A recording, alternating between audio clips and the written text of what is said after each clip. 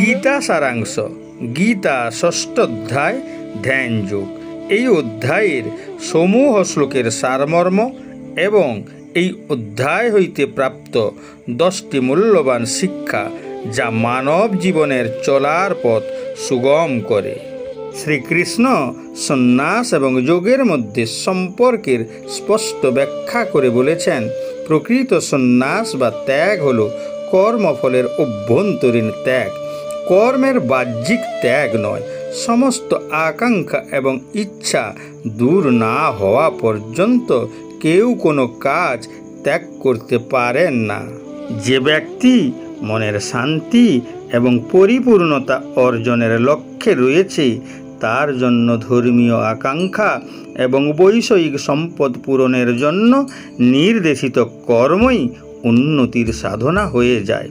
পরিপূর্ণতা অর্জন করার পর অর্জিত শান্তি ও অভিজ্ঞতা সকলের জন্য প্রেমের সাথে কর্ম করার সাধনা হয়ে যায়।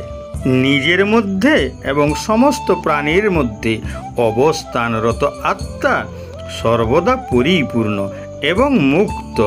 এই কথাটি মনে রেখে নিজের মধ্যে এই সহজাত সম্ভাবনাকে প্রকাশ করার নিরন্তর প্রচেষ্টা করা উচিত। এইভাবে একজন ব্যক্তি সে নিজেই নিজের সেরা বন্ধু হয়ে ওঠে।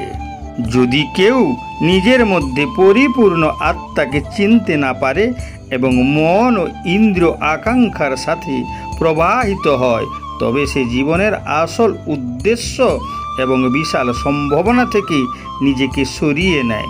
জীবনের যে কোনো কাজে অগ্রগতি ও পরিপূর্ণতা অর্জনের জন্য মনের একাগ্রতার প্রয়োজন হয়।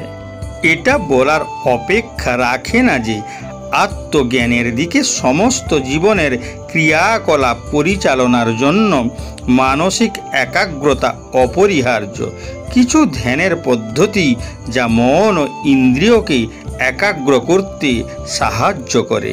যখন আমরা নিষ্ঠার সাথে এই কাজ করি, এটি আমাদের মনকে শুদ্ধ করে এবং আমাদের আধ্যাত্মিক অভিজ্ঞতাকে গভীর করে। অতঃপর মন যখন শান্ত হয়, তখন ধ্যানই হয়ে ওঠে উন্নতির প্রধান সাধন। যোগীরা ধ্যানের মাধ্যমে মনকে নিয়ন্ত্রণ করার চেষ্টা করেন, কারণ অশিক্ষিত মন আমাদের অতি নিকৃষ্ট শত্রু এবং শিক্ষিত মন আমাদের অতি প্রিয় বন্ধু। যেমন অবরুদ্ধ ও বাতাসহীন জায়গায় প্রদীপকে রেখে প্রদীপ জ্বালানো যায় না, একইভাবে সাধকের উচিত তার মনকে ধ্যানে স্থির রাখা।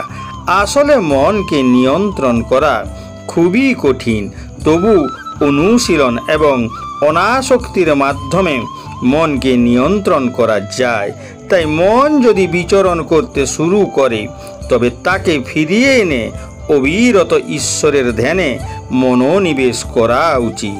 আত্ম উপলব্ধির চূড়ান্ত প্রবেশদ্বার হিসাবে ধ্যানকে ব্যাখ্যা করা হয়েছে ভগবদ গীতার ধ্যান যোগ শিরোনামের ষষ্ঠ অধ্যায়ে।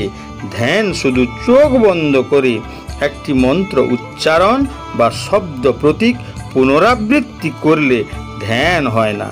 এটি হলো সর্বোচ্চ আধ্যাত্মিক কৌশল যা যোগ্য অনুশীলনকারীদের দ্বারা উৎসর্গ এবং নিষ্ঠার সাথে অনুশীলন করা হয়।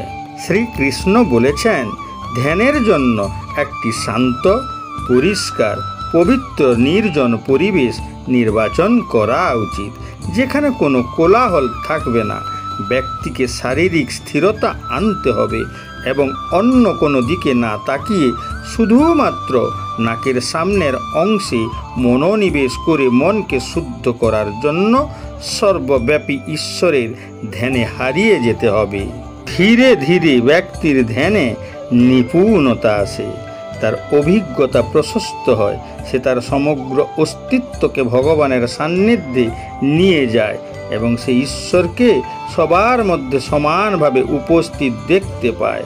তার আকাঙ্ক্ষা একীভূত ও পূর্ণ হয়। সে লোক কল্যাণের জন্য তার দায়িত্ব পালন করতেই থাকে। সে যা অর্জন করে তা অন্যদের কাছে দৃষ্টান্ত হয়। অন্যরা তাকে দেখে অনুপ্রাণিত হয় এবং তারাও তা অর্জনের জন্য প্রচেষ্টা করে। এটি মনকে নিয়ন্ত্রণ এবং মানসিক একাগ্রতাকে বাড়ানোর সবথেকে বড় সুবিধা যা সে অর্জন করতে পেরেছে। শ্রীকৃষ্ণ আশ্বস্ত করে বলেছেন যে উপযুক্ত এবং পরিপূর্ণ অবস্থা প্রতিটি মানুষের নাগালের মধ্যে রয়েছে। এই অসাধ্য বাধা অস্থির মন থেকে কাউকে ভয় পাওয়ার কোনো প্রয়োজন নেই। শ্রীকৃষ্ণ বলেছেন যে ব্যক্তি পূর্ণতায় পৌঁছানোর আগেই যদি তিনি দেহত্যাগ করেন তাহলে তার সৎ প্রচেষ্টার সামান্যতমও বৃথা যায় না। শ্রীকৃষ্ণ সম্পূর্ণ আশ্বস্ত করে বলেছেন যে তার পরবর্তী জন্ম এমন পরিস্থিতিতে হবে যেখানে তিনি আরও বেশি উন্নতি সাধন করতে পারবেন। এর অর্থ ঈশ্বর সর্বদা আমাদের পূর্ববর্তী জীবনে সঞ্চিত আধ্যাত্মিক গুণাবলীর উপর তিনি লেখাজোখা রাখেন এবং পরবর্তী জীবনে সেই জ্ঞানকে পুনরায় জাগিয়ে তোলেন, যাতে আমরা যেখানে শেষ করেছি সেখান থেকেই আমরা পুনরায় যাত্রা শুরু করতে পারি। বহু জন্মের অর্জিত গুণাবলী, সেই গুণাবলী দিয়ে যোগী তার বর্তমান জীবনে ঈশ্বরের কাছে পৌঁছতে পারেন। ষষ্ঠ অধ্যায়ের শেষ পর্যায়ে শ্রীকৃষ্ণ সুস্পষ্ট সিদ্ধান্তের সাথে বলেছেন যে কর্মযোগী তপস্বীর থেকে শ্রেষ্ঠ, কর্মযোগী জ্ঞানে নিমগ্ন ব্যক্তির চেয়েও শ্রেষ্ঠ, কর্মযোগী কর্মকারীর থেকেও শ্রেষ্ঠ। যে ধার্মিক হয় সে কখনো কষ্টে থাকে না, এমনকি ভবিষ্যতেও না। ব্যক্তির প্রচেষ্টা বৃথা যায় না। ভবিষ্যৎ জীবনের জন্য তুমি তোমার শ্রেষ্ঠত্ব নিয়ে যেতে পারবে। অতএব হে অর্জুন, তুমি কর্মযোগী হও। কর্মযোগীদের মধ্যে সর্ব উৎকৃষ্ট সেই ব্যক্তি যে তার মন আমার উপর স্থির রাখে এবং ভক্তি সহকারে আমাকে উপাসনা করে। এটি জ্ঞান, কর্ম এবং ভক্তির সামঞ্জস্য যা ভগবদ্গীতার পরবর্তী অধ্যায়ে বিস্তারিতভাবে ব্যাখ্যা করা হয়েছে। গীতা ষষ্ঠ অধ্যায় হইতে 10টি মূল্যবান শিক্ষা। 1. ত্যাগ মানে নিজের কর্মকে ত্যাগ নয়, ত্যাগ মানে ভালো কাজের পথে আসা বাধাগুলোকে ত্যাগ করা। 2. কর্মের পথ সক্রিয় মানুষের জন্য এবং ত্যাগের পথ চিন্তনশীল মানুষের জন্য। 3.